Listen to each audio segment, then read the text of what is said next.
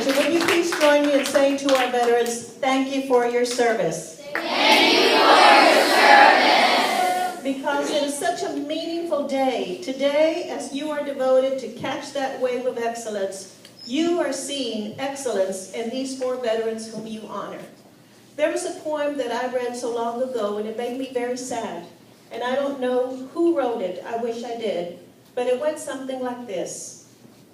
In time of war, and not before, God and the soldier men adore.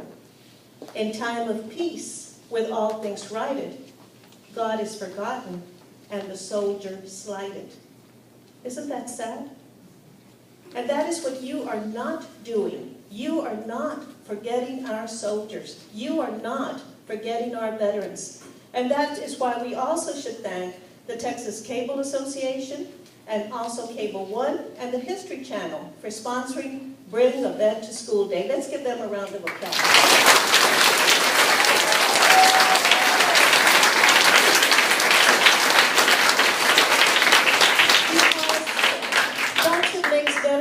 So important. It's a special day for our veterans. Some of you also celebrate, and all of you should celebrate, Memorial Day. The difference is Memorial Day is for those who gave their lives for their country. Veterans Day is for those who live for our country. They came back. Many of them served in time of war, some in time of peace, but they came back into our society. And recently, I read a very sad book with the title, Thank You for Your Service. And since I read that book, I felt a little strange about saying those words, though I still do. Because it is the story of many soldiers who came back, and they heard those words, but they didn't feel the love. They didn't feel the support. They didn't feel the interest that you are showing today. So sometimes it's easy to say please or thank you. But it's more important to follow our thank yous with our love, with our support, with our understanding for the men and women who served and for their families. How many of you have someone in the family who has served in the military? Would you raise your hands? Let's give them a round of applause.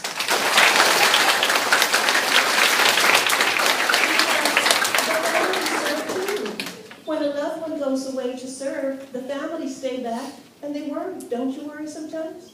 And what is it that gets you through? Your faith, your prayers, your love. And that is why when we thank our veterans, when we show our love and support and understanding for our veterans, we also must show it for the members of their families. And soon enough you will learn, if you haven't learned already, that sometimes it's easier to be brave than to worry about someone you love who is brave. If you don't know that already, you will learn it.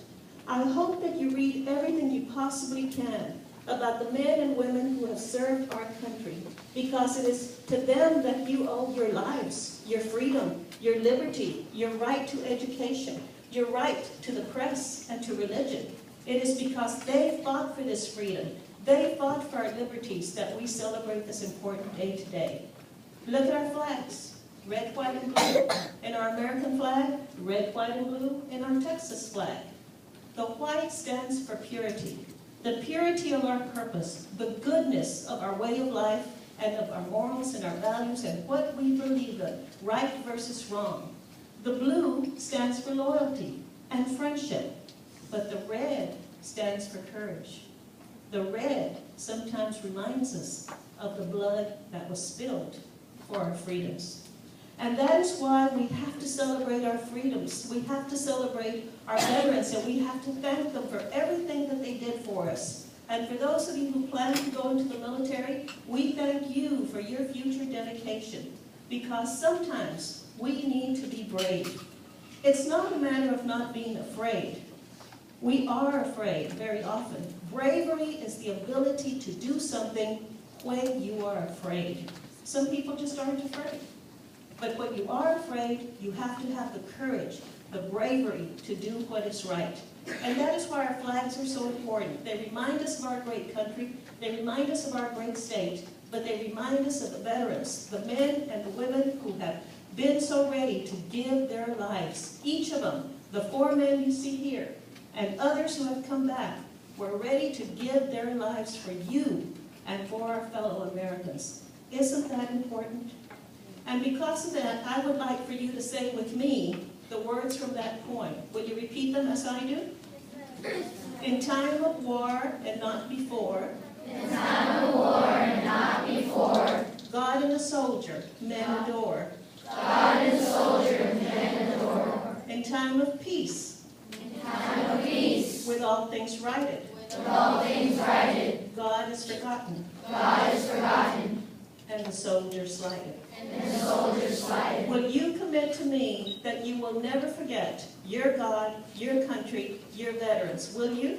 Yes, ma'am. Will you promise always to honor our God, our country, and our men and women in the military? Yes, ma'am. Well, my prayer is that you always will. And to remind you of your promise, today I'm bringing to you each a pencil with my name, so that my name should remind you of that promise, and also a copy of an English-Spanish dictionary, because the best way that you can honor our veterans is to educate yourself, to do your best in school, to speak English well, to read it well, and to learn at least a second language, because you will need it in what is called this global economy, this world in which we live. This is an English-Spanish dictionary, and I also brought you a copy of my newsletter that has my address. If I can help you in any way, if I can help you reach out to loved ones in the military, if I can help you pursue your career, including going on to college someday when you're ready, you keep this and you contact me, and my staff and I will help you. My prayer for you is that you will always remember to count your blessings and to thank the Lord for being an American, for being a Texan, and for being in a position to honor these men who sit before you today, and the men and women who serve our country. May God bless you all. Thank you for allowing me to be with you today.